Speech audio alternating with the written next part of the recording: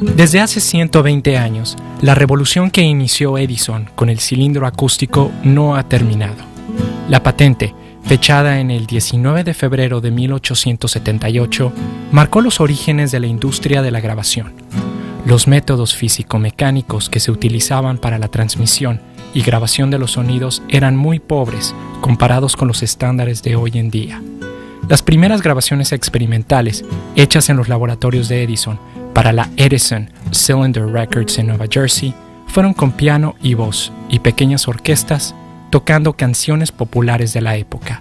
Una noche de 1888, Edison invitó a que participaran en una pequeña grabación experimental al dueto de compositores populares de la era, Gilbert and Sullivan. Al concluir, Sir Arthur Sullivan le mandó una breve carta a Edison diciéndole: «Estimado señor Edison, solo puedo decir que estoy asombrado y un tanto aterrorizado ante los resultados del experimento que se llevó a cabo esta noche. Asombrado ante la maravillosa invención que usted ha desarrollado y aterrorizado ante la idea de que mucha música horrenda será plasmada en los discos para siempre». El cilindro logró lo que nunca antes se había logrado en la historia de la humanidad, y a partir de él surgieron tecnologías inicialmente pobres para los estándares de hoy, con las que se empezaron a reproducir a los artistas de ese tiempo. Cuando se advirtió que estas grabaciones eran redituables, o sea, que dejaban dinero, la compañía Edison Cylinder Records comenzó por fabricar fonógrafos y puso a la venta, aunque de forma limitada, los cilindros de dichas grabaciones. Cabe mencionar que una de las aplicaciones más interesantes a nivel negocio fue la de los Nickelodeons. Julius Wilner, nativo de Filadelfia, creó estos aparatos que no son otra cosa que las rocolas de cilindros donde la gente podía escuchar, por 5 centavos, una gran variedad de música. El negocio era tan estupendo que en un mes, con una rocola en 1890, se podían llegar a recaudar hasta $1,000. En 1895, Emil Berliner crea el disco de acetato que se escuchaba en los gramófonos con el disco en movimiento. El sonido era captado a través de una aguja o púa por un diafragma mecánico que transmitía sus vibraciones a una bocina en forma de embudo que servía de amplificador. Los discos de acetato tuvieron mucho éxito porque se podían producir con mayor facilidad y en mayores cantidades que los cilindros. Para 1926, el gramófono había reemplazado a las pianolas populares de la época, y en ese año hace su aparición el sistema eléctrico para la grabación y reproducción del audio. Se perfeccionaron el sistema eléctrico y la captación de sonido se hizo a través de micrófonos de carbón. Estos eran el Western Electric 600A y el micrófono de Rice, de origen alemán. Ambos utilizaban elementos de carbón granulado y se conectaban a un amplificador que aumentaba sus impulsos. Estos eran finalmente registrados en el disco a través de un estilete o aguja de corte que los movía por bobinados electromagnéticos. La tracción de los sistemas giratorios también se electrificó con el uso de motores. En 1931, RCA introdujo los discos long play de 33,5 revoluciones. Tendrían que pasar 24 años para que el público adaptara a los nuevos discos de larga duración. Los años 30 fueron fértiles en adelantos. Se hicieron las primeras grabaciones estéreo, logradas por Bell Laboratories en Estados Unidos y Alan Blumlein en Abbey Road en Inglaterra. Este desarrollo tecnológico de los 30 no se dio a conocer en su momento por la depresión que se vivía en Estados Unidos. En los 40 y en el tiempo de la Segunda Guerra Mundial, los ingenieros de la disquera Decca en Inglaterra perfeccionaron las grabaciones de rango completo de frecuencias, o Full Frequency Range Recordings, para detectar las diferencias entre los motores de los submarinos ingleses y alemanes. Vladimir Poulsen descubre la tecnología para grabar con tiras magnéticas, pero no fue sino hasta 1937 que la AEG de Alemania desarrolla la primera grabadora magnética. Al finalizar la guerra, con la derrota de Alemania, los aliados decomisaron las máquinas de grabación magnética y las mandaron a Estados Unidos e Inglaterra. Alexander Poniatov, un emigrante ruso, produce la primera grabadora comercial, la Ampex 200. Otra compañía, la 3M, refinó la cinta y logró con ello alcanzar a grabar señales hasta los 15 kHz. Uno de los primeros convencidos de las ventajas de la nueva tecnología fue Bing Crosby, que insistía en que sus shows radiales fueran grabados con la nueva cinta Scotch de la era. Durante esta era, empiezan a darse los primeros indicios de la tecnología clásica para los estudios de grabación. Las aplicaciones originales de este equipo eran para las estaciones de radio y para los estudios de cine. Pocas compañías existían en el mercado. Una de ellas, la RCA, dominaba el mercado de accesorios y aparatos de uso específico. Entre sus productos desarrollados durante esta época están los micrófonos basados en los elementos de listón, como por ejemplo el RCA-77DX. Al igual el RCA-44BX, el cual fue ampliamente usado en la radio, como lo podemos observar en este pequeño videoclip de la era de la estación de radio NBC después de la guerra. Veterans and servicemen and women interested in radio careers are invited to apply for an NBC Welcome Home audition. Write to NBC Welcome Home Auditions, Rockefeller Center, New York. This is the National Broadcasting Company. Not for just a day, not for just a year, but always.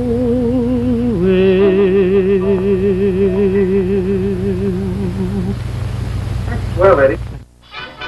En amplificadores de limitación y compresión, la RCA desarrolló el 86B de bulbos, cuyas aplicaciones era evitar la sobremodulación en los transmisores de radio, que era también usado durante el corte de la placa madre de vinilio. Westrex destaca también en el área de compresión con un monstruo, el amplificador limitador RA1593A y la unidad de control RA1594A. Basado en un diseño de bulbos pentodos como el 12BA6, esta unidad es capaz de obtener hasta 70 decibeles de ganancia antes de alcanzar el punto de saturación. De Alemania, la compañía Neumann desarrolla desde 1930 el primer micrófono condensador, el CMV3. Para 1949, Neumann introduce en el mercado el afamado micrófono de condensador, el U47. Durante la década de los 50 se da una nueva revolución en el ámbito tecnológico. En 1950, Neumann introduce el micrófono condensador M49, basado en el bulbo AC701K. Otro fabricante importante, como es la marca Langevin, la cual se especializa en el desarrollo de varias tecnologías, entre ellas la ecualización pasiva, basada en inductores. Uno de sus modelos, el 270A, comienza a dar más opciones en cuanto al sonido. Ampex empieza a sacar al mercado sus primeras máquinas. En el ámbito portátil destacan los modelos Ampex 600 y la Ampex 601, y las versiones estéreo, la Ampex 601 y la Ampex 602.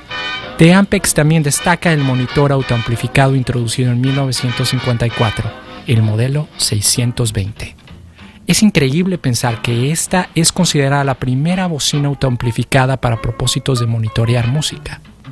En el ámbito de estudios, Ampex introduce el modelo 350 en configuración monaural y en configuración 2 tracks, ambos sistemas basados en cinta de cuarto de pulgada, y 3 tracks, sistema basado en cinta de media pulgada. La electrónica de la 350 utiliza bulbos pentodos de encasillado de metal. Un año después de la introducción de la 350, sale al mercado el modelo 351 como una configuración de bulbos triodos. Completamente distinto a la 350 en sonido, la 351 se convierte en un estándar de los estudios de Estados Unidos. Durante esta década, la AKG comienza a fabricar un micrófono que se convirtió en legendario, el C12, basado en un bulbo de amplificación 6072. El C12 empleó pequeñas variaciones en la manufactura de sus cápsulas a lo largo de los años, razón por la cual cada uno de estos micrófonos tenga un sonido particular. A finales de la década, la disquera Decca lanza al mercado una serie de grabaciones conocida como Living Presence, que para muchos audiófilos es considerada como uno de los máximos ponentes sónicos y musicales de la época. Utilizando el innovador árbol de Decca, con tan solo 3 micrófonos, cuya señal de línea alimentaba directamente a una grabadora modificada de 35 milímetros, sin amplificadores de entrada y salida, se consiguió una pureza de sonido nunca antes lograda.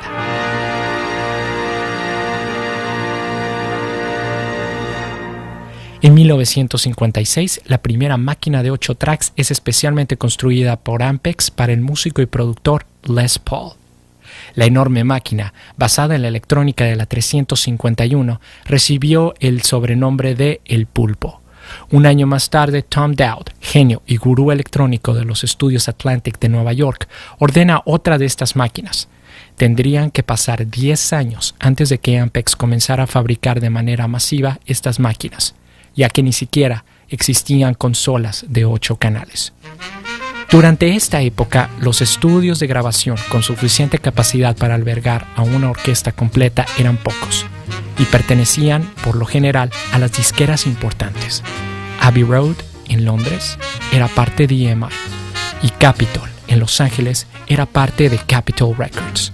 Las consolas eran diseñadas y fabricadas por un departamento técnico, el cual utilizaba los componentes disponibles de la época, como amplificadores Langevin, atenuadores Davin o Langevin, dentro de sus consolas, haciendo que cada estudio sonara totalmente distinto uno del otro. Otro factor eran las cámaras de eco. Las más famosas se incluyen aquellas diseñadas por Les Paul para los estudios Capitol en Los Ángeles y la muy famosa cámara de eco de Abbey Road en Londres, mostrada en la fotografía. La búsqueda era la que distinguía el sonido de los discos de la época. Los vientos del cambio se aproximaban. El 9 de julio de 1955, Bill Haley and the Comets llegan al primer lugar de las listas con un nuevo estilo que cambió la perspectiva de la música para siempre. Rock Around the Clock marcó el inicio de la era del rock y con él vinieron nuevas propuestas. Los cuartos de grabación que se requerían se hicieron más pequeños y con ello las disqueras independientes comenzaron a desarrollarse. Sam Phillips en Memphis descubre a Elvis Presley y lo graba con una Ampex 350 mono y se valió de otra máquina para crear un slap delay y así crear el sonido característico de los discos Sun. La imaginación no tenía límites y la intención de la grabación de la música en el ámbito pop no se circunscribía a presentarla como sonaba en vivo, sino que podía crearse algo que en realidad no existía. Durante los 60s, los cambios siguen. En Inglaterra, Abbey Road en Londres construye sus consolas Red 37, basadas en módulos de la Telefunken, los V72 y los V76. En Europa, Telefunken era el líder en fabricación de equipo profesional. Presentada en la foto es una consola con módulos V72, V76 y los compresores U73B, utilizados en las consolas europeas de la época. El U73B era el equivalente del Fairchild 670 americano, con un sonido muy propio. En Los Ángeles, la compañía Universal Audio comienza a fabricar sus consolas modulares, basadas en el amplificador 610. Las consolas, de no más de 12 entradas y 3 salidas y un envío a la cámara de eco, fueron usadas en sus estudios United Western, que estaba localizado en el 6020 de la calle Sunset en Hollywood, California. De Universal Audio también se fabrican los compresores 175A, al igual que los preamplificadores Universal Audio 1008. La Telefunken, al no poder distribuir la línea de micrófonos Neumann, comisiona a AKG a diseñar un nuevo micrófono que estuviese basado en el U47.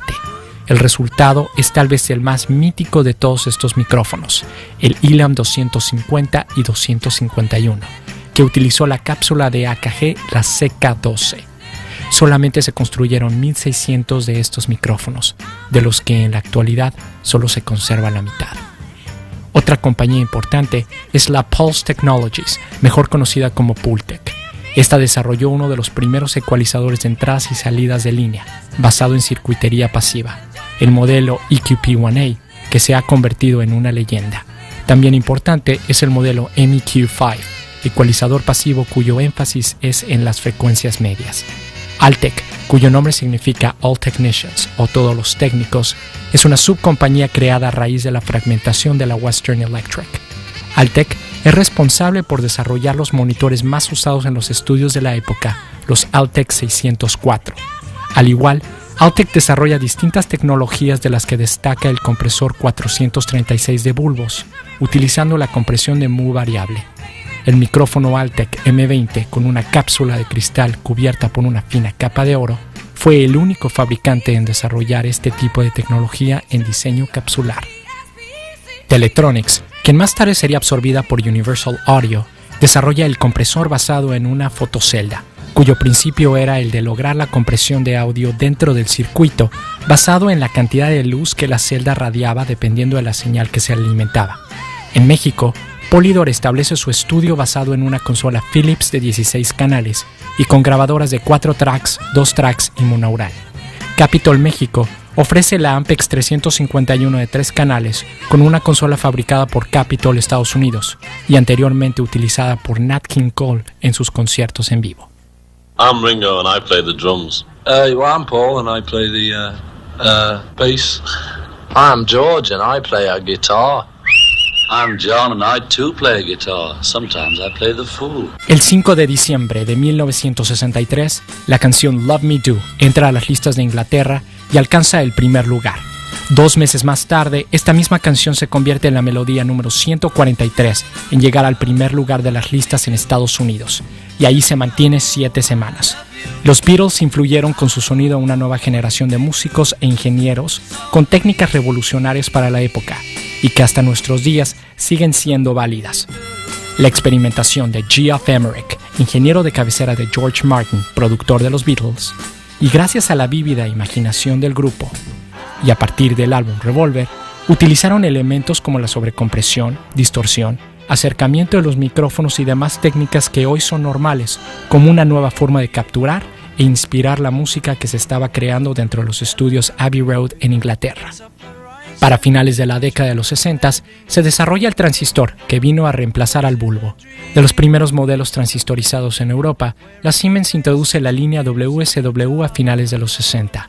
Inicialmente con los ecualizadores modulares modelo 436-512, totalmente clase A, y más tarde con los Siemens W295B, con transformadores más compactos, junto con el compresor U273A, basado en el modelo de bulbos, el U73B. Ya entrada la década de los 70, nuevas marcas hacen su aparición en el mercado. Algunas, como las consolas Olive provenientes de Canadá, solo se mantienen a flote un par de años, al igual que las Flickner, basadas en Nashville. Existen otras cuya popularidad se extendió durante muchos años. La existencia de consolas con mayor cantidad de canales es basada en la demanda del mercado por más tracks. En 1972 se comienzan a construir las primeras máquinas de multitrack como la Ampex MM1000 y la MCI JH10 de 16 canales. En Inglaterra, el diseñador Rupert Neve crea una serie de consolas fabricadas de acuerdo a las necesidades de cada estudio, utilizando distintos módulos de ecualización y distintas configuraciones. Entre los modelos populares de su serie 80 destacan los ya míticos módulos Neve 1073, con preamplificadores de micrófono y amplificadores de línea, al igual de poseer un ecualizador que ha sido descrito como altamente musical. Otros módulos que Neve creó fueron los 1066, 1084 y 1085, entre muchos otros. De Estados Unidos nace otra compañía que ha perdurado hasta hoy en día, API o Automated Process Incorporated. Estas consolas, también hechas a la medida como las Neve, las API se distinguieron por sus ecualizadores, los 550A, basados en el amplificador operacional modelo 2520. La marca Quad 8 se distingue también por la fabricación de consolas. Mostrada en la foto es la Quad 8 Coronado, y el módulo es parte de la consola modelo Pacífica, ampliamente usadas en estudios de grabación y postproducción en Estados Unidos. Magnatec fue otro fabricante dedicado a la manufactura para la postproducción. En la fotografía se ve el compresor modelo 31B. El compresor utiliza circuitería discreta de transistores y utilizó los transformadores Triad, los cuales son considerados como uno de los mejores transformadores por sus propiedades sónicas de la época, comparable en sonido con un 1176. De los compresores clásicos de la época, destaca el 1176, fabricado por Universal Audio y más tarde por la marca Urey. El 1176 basa su diseño en el LA2A de bulbos, utilizando también una celda de luz para variar la compresión. Añade en sus controles tiempo de ataque y tiempo de recuperación variable. Scully destaca como un fabricante popular de máquinas de carrete con formatos de 2 pulgadas, media pulgada y cuarto de pulgada, también ampliamente usada a lo largo de la década. Sería imposible cubrir con detalle cada una de las marcas y modelos de equipo que existieron a lo largo de las décadas. Lo que es importante notar es que cada pieza fue concebida ante la necesidad de mejorar la calidad de la música que se capturaba. El que estas piezas mantengan su valor y su importancia en el estudio moderno nos hace comprender la calidad con la cual se construyeron y que a lo largo del tiempo se han mantenido como herramientas que auxilian en capturar de manera única y propia el sonido que buscamos en nuestras grabaciones, entre bulbos y transistores.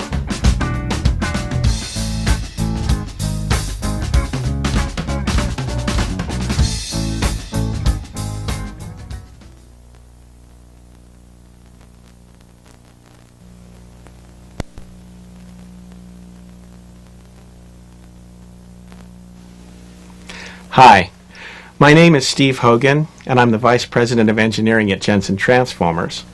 And my responsibilities there involve the designing and the manufacturing of the high-quality recording studio-grade transformers that we sell throughout the world. I've also been involved in doing quite a few modifications and designing improvements to recording equipment throughout the Los Angeles area. Been doing those kinds of modifications to Pro Gear for probably about the last 25 years. Now I've got a great opportunity today to show you what we've done here in Studio City, California on the WaterSound Studios console. Our project at WaterSound began with a commercially built console, and we wanted to take its performance to the next level. In order to do that, we began with replacing the heart of the monitoring section of that console in order that we might be able to hear all the changes that we were making.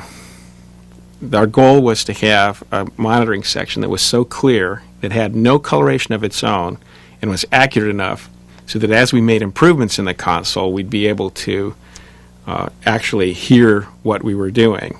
So in order to accomplish that goal, we chose the 990 discrete operational amplifier. Now they're expensive, but they're a no-compromise solution, and the particular units we used were a modified version that Ben O'May at Bernie Grundman Mastering has developed. We used Jensen transformers in order to eliminate all traces of hum and buzz and to have really good transient response. We installed custom stepped attenuators with silver contacts. We used mercury-wetted relays to eliminate contact bounce and to have all traces of contact resistance and distortion eliminated. And we rewired that section of the console with custom X-Acto wire.